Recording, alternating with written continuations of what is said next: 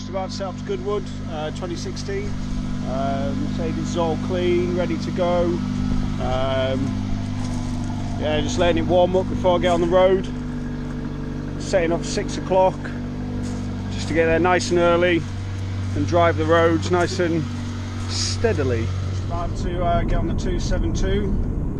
Not the way you're meant to go to Goodwood if you're going down the come down the A45, but just so we can give it a blast.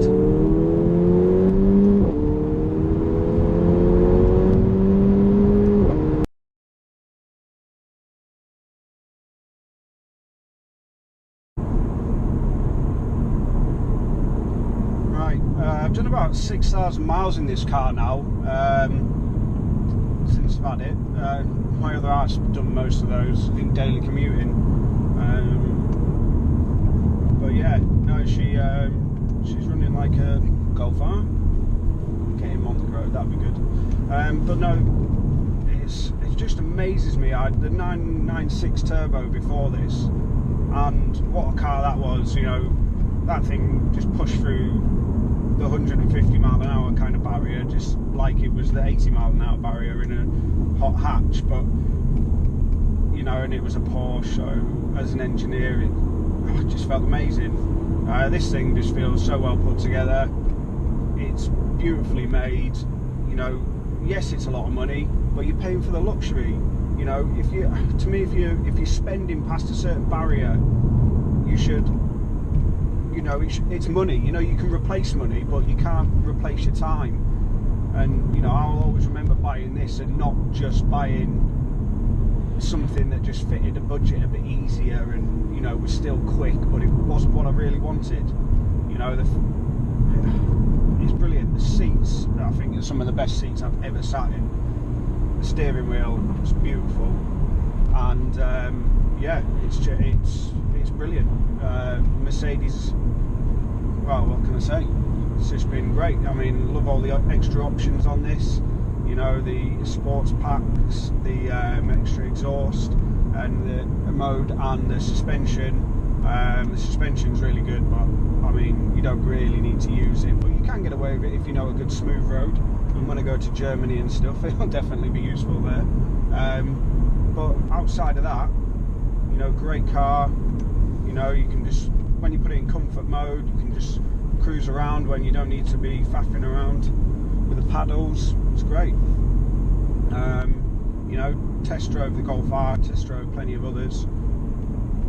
You know, really good car. I think the Golf R would, you know, is bang for your buck without a shadow of a doubt. And yeah, you know, really involving if you have the manual. But you know, like I say, as an engineer, for me, paddles are there to make it quicker. It's the next generation. It's the way forward. If you want to be that little bit faster, it just is. So you know, you know, look at the Focus RS. That would be quicker in a drag race if it had a double clutch gearbox, but it doesn't. So there you go.